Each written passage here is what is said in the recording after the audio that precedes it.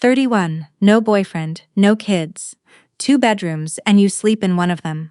What exactly are you planning to do with the other one, Thea? Seth didn't even take his jacket off before he said it. He stood in the middle of my new living room with a moving box under one arm and looked around at everything I had spent 4 years saving for like he was already making himself at home. Behind him, my mother had gone straight to the second bedroom with her measuring tape, the door half closed, calling out numbers to herself. I didn't answer him right away. I just handed him a glass of sparkling water and said there was one more person coming. The doorbell rang an hour later. Seth went to answer it. An older woman stood on the welcome mat, holding a small cedar box tied with a piece of kitchen twine. She was wearing a winter coat and her eyes, when they found mine over Seth's shoulder, were the color of the lake in November, gray and still and waiting. Seth stepped back. He looked at the cedar box, he looked at the woman, then he turned to find my mother, and I heard his voice go flat in a way I had never heard before. You said she was in Edmonton. He stopped. My mother was already moving across the room. My name is Thea Mackay. I am 31 years old and the condo I had just bought, 2 bedrooms, second floor in the East End of Hamilton, Ontario, was, as of that afternoon, apparently being divided up by people who hadn't paid a single cent toward it. To understand how a woman with a cedar box could walk through my front door and unmake everything my mother had built, you have to go back to before the party. Back to the saving, and the silence, and the things I had accepted as facts, because no one ever told me they weren't. I am a registered nurse. I work at a hospital in Hamilton, general medicine, rotating shifts. It is not glamorous and the hours will hollow you out if you let them. But it is steady and it is mine, and for the last 4 years I did what nurses who want something do. I took extra shifts, I worked Christmas and New Year's, I ate lunch in my car, and I put every dollar I didn't need to live on into a savings account I didn't touch. By the time I was 30, I had $68,000 saved. Enough for a down payment on a 2-bedroom condo in a building that needed some work, but had good bones and a balcony that faced east, so the sun came through the kitchen in the mornings. I want to be clear about something. No one helped me save that money. No one co-signed the mortgage. No one painted the bathroom or helped me carry the new couch up the stairs. I did those things alone, and I want to say that not to sound bitter, but because the people who would later act like the condo was a family asset had never once asked if I needed a hand. The second bedroom was always intended for a specific purpose. I chart patient notes between visits, and I needed a dedicated room for work. But I also, and I understood this was an odd thing to say out loud, wanted a room I could not yet explain, a space that was open. My whole life I had lived in places where every square foot was accounted for, and I had decided, without quite putting it into words, that my home would have room to breathe. My father died when I was 7. His name was Robert Mackay. What I know about him is this. He was a carpenter, he laughed loudly, and he made me a small wooden stool for my bedroom that I still have. It has his initials burned into the underside, because he did that with everything he built. A mark to say, I made this. I know his face from a handful of photographs. I know his voice only, in the way you know a sound you heard once as a child, and can't quite retrieve. Everything else about him is a shape in the fog. After he died, my mother eventually remarried. Her husband's name is Arthur, and Arthur has always treated me with a kind of polite indifference, the way you treat a piece of furniture you didn't choose but can't get rid of. My half-brother, my mother's son from a relationship before Arthur, is Seth.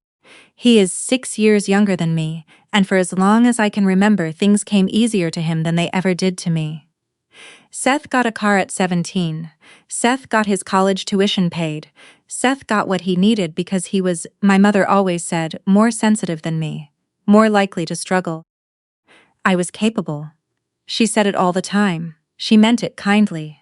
It took me years to understand that capable was the word she used, so she didn't have to say lucky, and that she was applying it to me so she could give the luck to someone else. When you are a child, being called capable sounds like a compliment. It takes years to hear it for what it was. My father's family I knew almost nothing about. He had a sister, my Aunt Lois, but whenever I asked about her as a child, my mother's face would shift just slightly, just enough to close the subject. She moved away, my mother would say. She wasn't close with your father toward the end. She didn't come to the funeral. I heard it so many times it became a fact. My aunt had gone west. My aunt wasn't part of our story anymore. I stopped asking around the time I stopped asking for things in general. When I moved out of my last apartment to take possession of the condo, I found something in a box I hadn't opened since university. It was a photograph, old enough that the edges had gone soft, of a woman I didn't recognize, holding me as a baby. She was laughing and her hand was spread wide across my back, the way you hold a baby you're afraid to drop. On the back, in neat handwriting, Lois and Thea, Thanksgiving, 2002. I looked at it for a long time. Then I put it in a drawer and told myself it was nothing. I was very good at putting things in drawers. The trouble started, as it so often does, with good news. I had finished painting the second bedroom, and I posted a picture of the light coming through the window in the family group chat. I said something like, "Finally done, just need some furniture." My mother replied within minutes. "It looks perfect, and just in time. Seth has been going through such a hard stretch." I read that sentence 3 times. Seth had been laid off from his job in Mississauga 2 months earlier and had been staying in a friend's basement. I hadn't been told directly. I'd heard it from my cousin, the way I heard most things about my own family. Then Seth texted me privately. Just a photo of a large cardboard box and a thumbs-up emoji, no words, no question. I sat in my nearly empty living room with my phone in my hand and felt the old familiar thing happen. The slow shifting of something I had built into something other people had decided they deserved a piece of. 2 days later, a letter arrived that changed everything. It was handwritten, addressed to me at the condo, an address that had barely made it onto my change of address forms. The postmark was from a town I'd never heard of in northern British Columbia. The handwriting was careful and slightly cramped, and it was signed, Lois Mackay, my father's sister. I opened it standing at the mailbox. It was short. She said she wasn't looking for anything from me. She said she only wanted to know I was well. She said she'd been trying to find me for years, and it had taken a very long time. And then, "Your father used to talk about the kind of home you'd make for yourself one day. I think you'd both be proud." I read that last line and the lobby went quiet around me. She knew my father. She spoke of him the way you speak of someone you were close to, not someone you drifted from. Everything my mother had ever told me said this letter shouldn't exist. Lois had moved on. Lois hadn't been there. And yet here was a woman using a last name that was also mine before it became complicated, calling herself my aunt, writing to the niece she described, in the second paragraph, as the little girl I used to babysit every Saturday. I should have called my mother. Instead, I wrote back.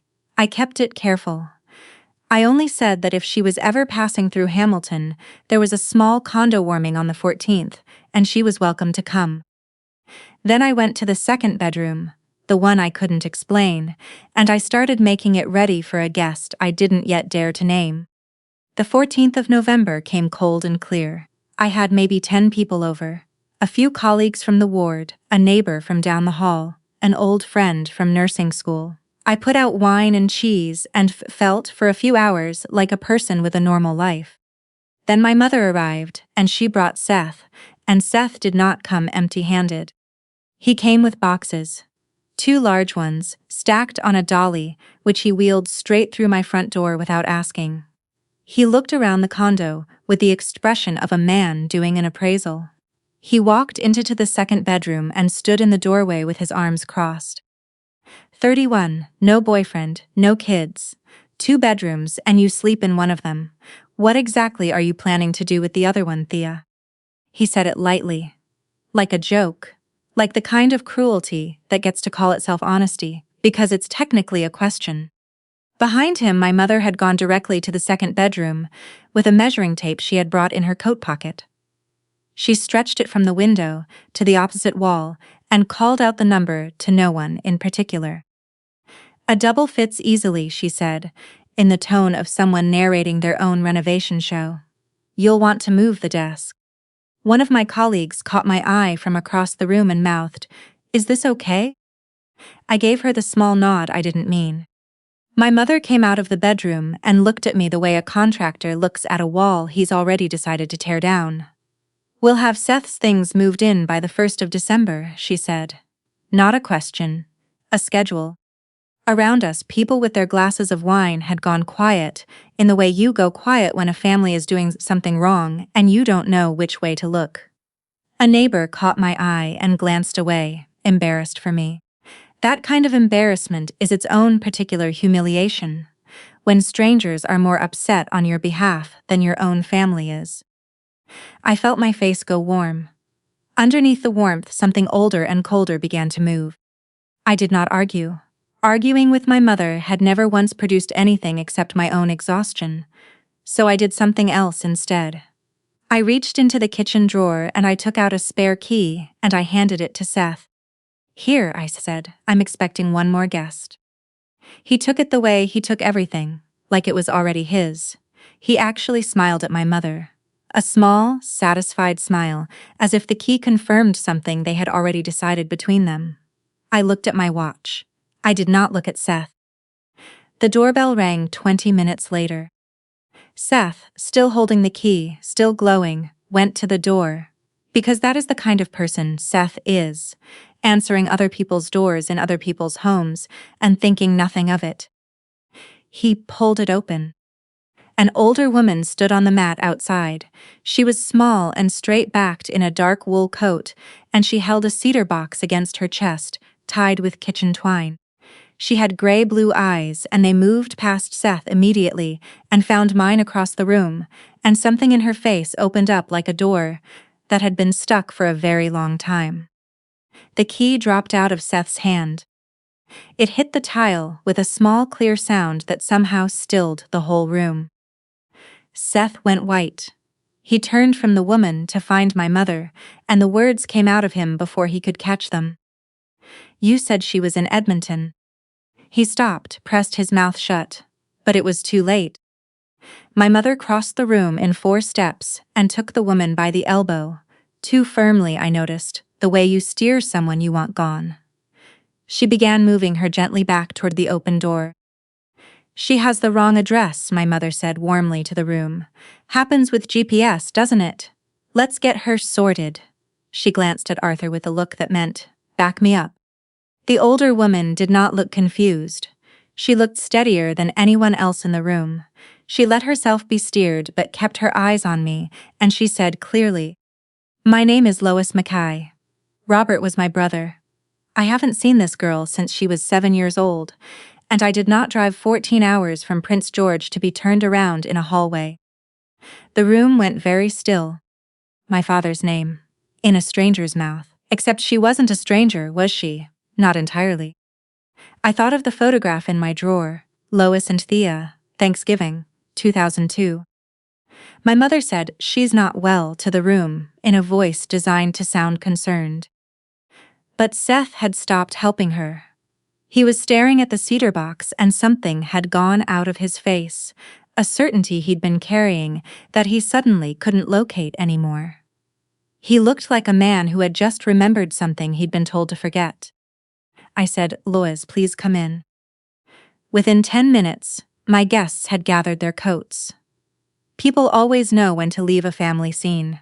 My colleague gave me a long look before she went and squeezed my hand at the door. My neighbors murmured their goodbyes. My mother pulled Arthur and Seth into the kitchen and began talking in a low, fast voice. And I was left standing in my new living room with a woman I had last seen when I was a child. Lois sat down slowly on my couch and set the cedar box on the coffee table between us. She didn't open it right away. "I didn't come to make trouble," she said. "I came because I'm 68 and I have already lost too many years, and I could not spend one more of them not knowing where you were." She looked around the room. At the walls I had painted myself. At the east-facing window where the morning light came through. "Your father would have liked this," she said quietly. I asked the only question I could. Why didn't you come sooner? She looked at me for a long moment. Then she pushed the cedar box across the table toward me. I untied the twine. Inside, packed tightly, were envelopes. Dozens of them. All addressed to me, to a child named Thea Mackay, at various addresses I had lived at over the years. Some to schools. One to the hospital where I had done my clinical placement. The handwriting on every envelope was the same neat, cramped script from the letter I had received 2 days ago. And on the front of each envelope, written in blue pen, was a single word. Return to sender. On most of them, the instruction had been handwritten, and I recognized the handwriting. I had seen it on permission slips, on school forms, on Christmas cards and birthday checks, and the labels on homemade preserves at the cottage every summer for as long as I could remember. My mother's hand. Lois said, 23 of them. I never missed a year, not one ever reached you. I opened one at random from the year I turned 13. Inside was a birthday card with a moose on the front, the kind of card you buy at a Shoppers Drug Mart in a small town, and a folded piece of paper that turned out to be a $25 money order, still uncashed, made out to Thea Mackay, dated November of that year. Happy birthday, little one, the card read. I know things are different now. I just want you to know I haven't forgotten you. Your dad never would have wanted you to feel alone in this. Neither do I. The money order had been in that envelope for 18 years. She had sent it to a girl who never received it, and when it came back to her, she had kept it in a cedar box, because she could not bear to throw it away. I opened another from the year I turned 16, a card and a longer letter. She wrote that she had driven to the town I lived in, that she had sat in a parking lot outside my high school, that she had seen me walking out with a group of friends and she'd told herself, "You looked fine. You looked like you had people." I almost let myself believe it was enough. She had driven 4 hours. She had sat in a parking lot and watched me from a distance because she wasn't allowed to come closer, and she had tried to convince herself that fine was the same as loved. I set the letter down very carefully on my coffee table. On the other side of my kitchen wall, I could hear my mother's voice, low and fast, already building the next version of events. I understood something then. I understood it with the particular clarity that comes when evidence is spread out in front of you, and there is genuinely no other interpretation left. My aunt had not moved away and not looked back. My aunt had been reaching for me for 23 years, and someone had written one word across hers reaching and sent it back. If you have ever learned that the story you were told about yourself was never true, you already know the feeling that comes next. The floor stays solid, but everything floats for a moment, including you. Drop a comment if you know that feeling. I'd like to know who's still with me, because what I did next, I did with every quiet thing I had ever swallowed. I spent the days that followed doing what nurses do. I assessed. You do not treat what you cannot name. So I set out to name all of it. Lois stayed at a hotel nearby at first. Then, as the days went on, I asked her to come and use the second bedroom. I moved Seth's boxes to the hallway where they stayed. In the evenings, Lois told me things I hadn't known I'd lost. She told me about my father, his laugh, his workshop in the backyard, the way he always had sawdust on his forearms. She told me he had talked about me constantly. That his plan had been to set aside money for my education in an informal trust arrangement through his credit union, and that he had told Lois she was the named person to oversee it. He had never had time to formalize it. He was 34 when he died suddenly, and 34-year-old men with sawdust on their forearms do not generally believe they need to formalize things. So when he died, there was no legal trust. There was a credit union account and a verbal plan, and a young widow who had access to both. I pulled the account records myself. It took 3 weeks and a formal request, but in Canada, next of kin have certain rights to historical account information. The account had been opened in my name as the intended beneficiary. It had held, at the time of my father's death, just over $14,000. It had been drawn to 0 within 8 months. I was 8 years old. None of that was illegal. My mother had been his spouse, and the account structure had given her access. There was nothing fraudulent, nothing prosecutable. Just a choice, made quietly, in the months after a man died, to take money that had been gathered for his daughter and spend it on other things. I sat with that for a long time. The part that took me longest was the anger. Not the hot kind, but the cold kind that settles in your chest and doesn't leave. I went to see Arthur alone. I found him at the Tim Hortons near his office on a Tuesday afternoon, because that is where Arthur goes when he doesn't want to be found at home. I sat across from him and I told him what I had learned. I asked if he had known. He turned his coffee cup in slow circles on the table.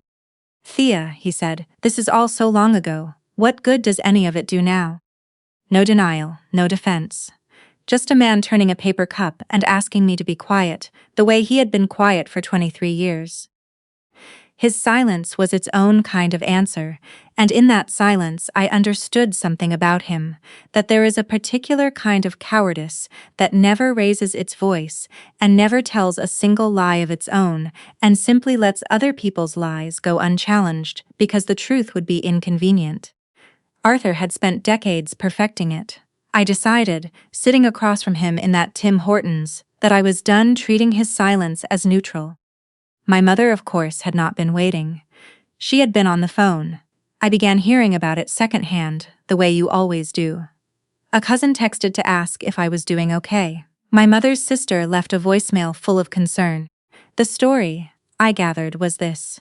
Poor Thea, alone and stressed in her new condo, had been targeted by a confused elderly woman who was filling her head with grievances in order to get close to the family. Lola isn't herself right now, my mother told anyone who would listen. This woman has gotten to her. It was clever because it turned every piece of evidence I might produce into a symptom. If I was calm, I was cold. If I was upset, I was unstable. If I showed proof, I was obsessed. She had spent 30 years building the story of the capable, independent daughter who needed nothing, and she was spending that account now. There was one night when I almost let it work. My mother's sister, my Aunt Patricia, who had always been kind, called and said gently, "Whatever this woman has told you, your mother raised you. She was there. Please don't tear your family apart over someone you barely remember." I lay awake until 3 in the morning, wondering if I was the one causing harm. Wondering if the kindest thing was to put the cedar box away, the way I had put everything away my whole life, and let it be quiet. At some point I got up and stood in the doorway of the second bedroom. The room was dark. Seth's boxes were still stacked in the hallway unsealed, which told you something about how certain he'd been. The room was still empty, still waiting. I thought, if I close this now, Lois drives back to Prince George, and the next 23 years look exactly like the last 23. I went back to bed. I stopped asking myself whether I had the right to know my own history. The last piece I needed I found in the cedar box itself. At the very bottom under the birthday cards was a letter, not from Lois, to her, and the handwriting was my mother's. Lois had kept it all these years because it was the closest thing she had to proof that she wasn't imagining things. It was short and it was precise. "Do not contact us again. She has a new last name now. She will never come looking for you. If you persist, I will tell her that you chose not to attend her father's funeral. I will tell her whatever I need to tell her. She won't remember enough to know the difference." It was signed with my mother's name. I laid that letter next to one of the returned cards, returned to sender facing up, and looked at the two of them side by side, the same tight slant, the same blue ink, the same hand. I thought about Seth at the door. You said she was in Edmonton. Not she moved away. Not she wasn't close with Robert. Edmonton. A specific city. A cover story. One they had been maintaining together. They had not simply told me my aunt was gone. They had managed it, actively, for decades. They had hidden not a house, not money. They had hidden a person. There was one more thing I needed to check, and it was the thing that hollowed me out completely. I looked through Seth's boxes. They were still in my hallway, unsealed, which told you everything about how certain he'd been. In the second box, under some kitchen items, I found a printed listing for a used bedroom set with a note clipped to it in my mother's handwriting, my address at the top, and a delivery date. December 1st. She had arranged for Seth's furniture to be delivered to my home before she had ever set foot inside it, before she measured the room, before anyone had said a single word to me about who could live there. The decision had been made in advance, down to the bed size. I just hadn't been included in the conversation. I closed the box. I felt very calm. It was the calm I feel on the ward when a situation has gone as wrong as it can go, and there is nothing left to do but be exactly carefully honest. My mother called 3 days later, warm as a Chinook. She wanted to host a pre-Christmas dinner at my place, clear the air, get everyone together. She used the phrase fresh start twice. She used the phrase what's best for the family once, which is a phrase my mother uses when she means what's best for my mother. I said yes. I said yes because I wanted every person who had been told I was unstable in the same room, at the same table, looking at the same things at the same time. My mother thought she was walking into a dinner. I let her think it. I spent the week the way I prepare for anything that matters. I did not write a speech. Speeches are for people who need to convince a room. I only needed to show it things. I laid the evidence out in order, the way you build a care plan. First what happened, then when, then who could confirm it. The night she chose was a Saturday in December. My mother arranged herself at the head of my dining table, like a woman who had hosted there for years. Seth sat beside her, relaxed. Arthur sat at the far end, looking at his hands. My Aunt Patricia was there, the one who had called to ask me not to tear the family apart. 2 cousins. Deb, who had been my mother's closest friend since before I was born, and who had been in the room that summer when the kitchen was renovated. Lois sat in the living room, out of sight, where I had asked her to wait. My mother raised her wine glass before the food was even served. I just want to say how glad I am we're doing this, she began, smiling around the table. Families go through patches, but blood is blood. And I think it's wonderful that Thea has this home to share with the people who love her. She smiled at Seth, to new arrangements, and to moving forward together. I stood up. Before we talk about arrangements, I said, I'd like everyone to see something first. I set the cedar box on the table. My mother's smile didn't move, but her eyes did. She recognized the box. I watched the color shift slightly under her makeup. I did not raise my voice. I took out the birthday cards and laid them down one at a time, reading the year on each. 8, 9, 10, 11. The table went quiet, 23 cards spreading across the white tablecloth like evidence, because that was exactly what they were. My aunt sent me one of these every year, I said. For 23 years. I didn't receive a single one. I turned them over so the room could see the front of each. Return to sender, over and over in the same handwriting. Most of them came back marked in this handwriting, I said. Deb leaned forward. She looked at the cards for a long moment. Then she looked at my mother and her face did something I had never seen it do. Linnae, she said quietly, that's your hand. That's absurd, my mother said. Her voice was still smooth. Anyone could write 3 words. That woman could have written it herself to make Thea distrust me. I had expected that, so I gave them the next thing. I laid down the credit union records and, next to them, a letter Lois had saved from my father, in his own handwriting, explaining the plan for the account, naming Lois as the person meant to oversee it. I let the room read it. Then I placed the account history beside it. $14,000 at the time of his death, drawn to 8 months later. That August, I said to Deb specifically, was the summer the kitchen was renovated. You were there. Deb set down her fork. I'm not saying anything was illegal, I said. I'm saying it was his. He said so in writing. It was used for something else. My mother said, I was a single mother. I made the decisions that had to be made. You cannot judge those years from where you're standing now. There is one more thing, I said. I laid my mother's letter to Lois on the table. The one that said, "I will tell her whatever I need to tell her. She won't remember enough to know the difference." Patricia picked it up. She read it. She set it down carefully, the way you set something down when you're not sure you trust your own hands. I looked at Seth. At the condo warming, I said, "You started a sentence you didn't finish. You said she was in Edmonton." I paused. "Edmonton is where exactly, Seth? What were you told?"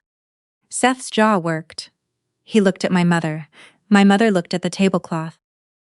Seth said very quietly, "You told me she was out west, that she had her own life, that she'd made it clear she didn't want anything to do with us." His voice had gone strange and careful. "You told me Aunt Lois had chosen, that she'd walked away and it was her choice." He turned to look at my mother, and for the first time in my life I watched Seth look at her without softness in his face. "You made me part of this," he said. "I was carrying boxes into my sister's home, and you had me keeping track of a woman who'd been mailing birthday cards for 20 years. He stopped. "You said she was handled." My mother said, "I did what any mother would do. I protected this family from someone who wanted to cause pain. I protected you both from a woman who would have confused everything." She was breathing harder now. She had just, in front of every person in the room whose opinion she cared about, confirmed all of it. Her purse was on the chair beside her, and as she stood it caught on the edge of the table and the measuring tape. The same one she had brought to my condo on the day of the party fell out and rolled across the floor with a small metallic sound. No one moved to pick it up. It lay there between us, that yellow tape measure, and for a moment everyone just looked at it. I turned to Arthur. He had not said a single word all evening. He was staring at the letter, at the account records, at his own silence made visible. "You were there that summer," I said. "You knew what the account was for." He looked toward the window. And Deb, who had been my mother's closest friend for 30 years, pushed her chair back from the table. Just a small movement, a quiet scrape of chair legs on the hardwood floor. She didn't say anything. She didn't need to. In that one small gesture, she said everything the room had been too careful to say for decades. Beside her, Patricia folded her hands on the table and looked at her sister as if seeing her clearly for the first time. I did not shout. I have never once needed to shout. I walked to the hallway. Seth's boxes were still there, where I had left them for 3 weeks. I carried them to the front door and set them outside on the mat. Then I went to the living room, and I offered Lois my hand.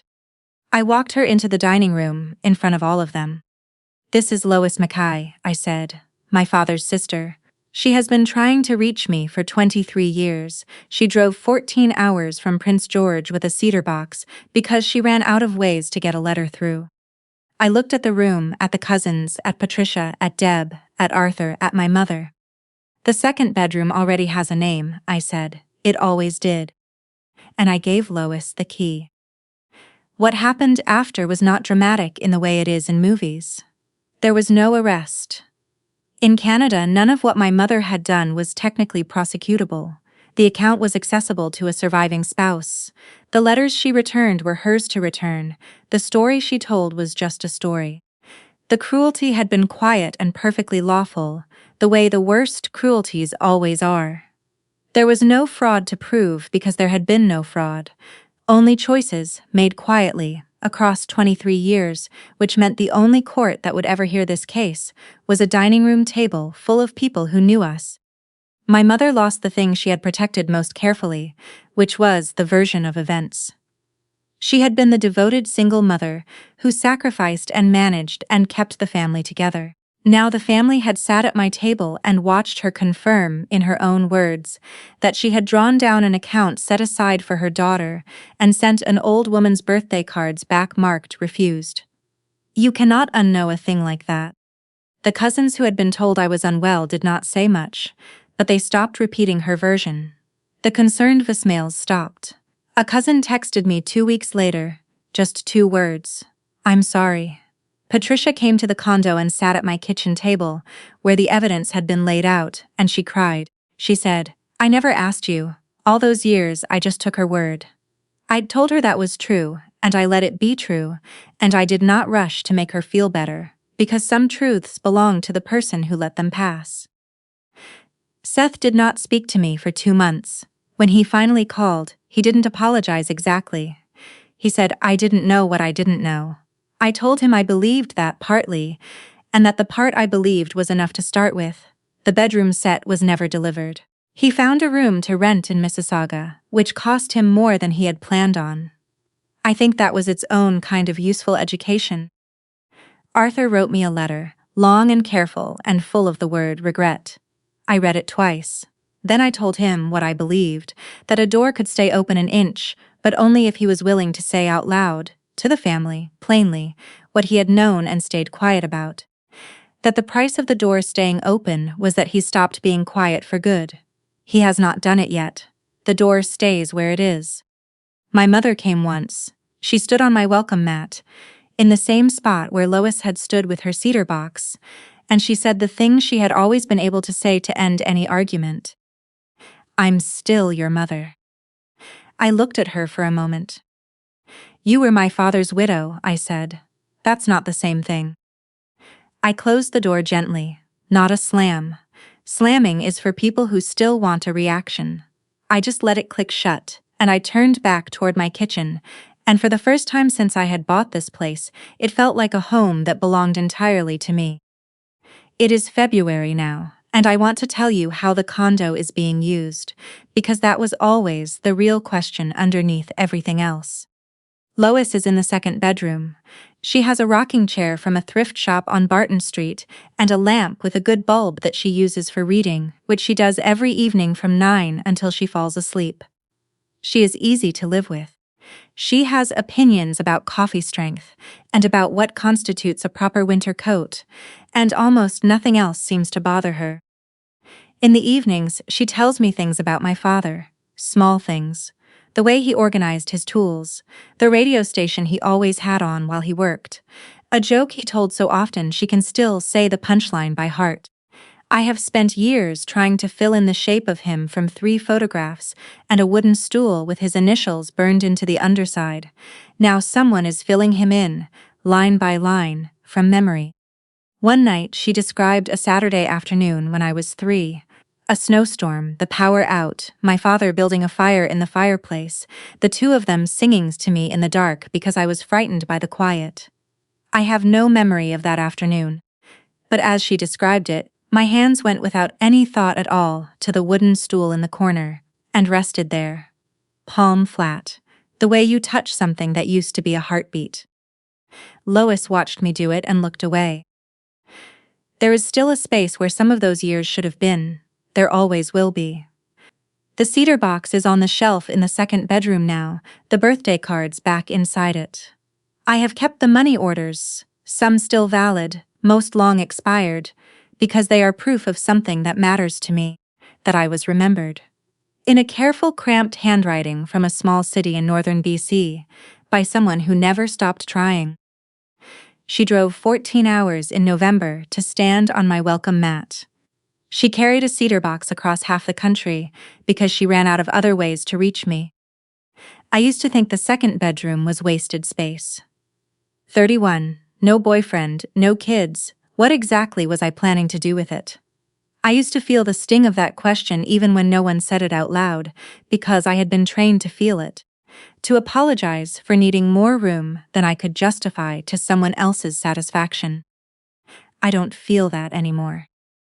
I built a home with room to spare, because some part of me, in the quiet way I used to want things without saying them, had always known that somewhere there was family I hadn't been allowed to keep.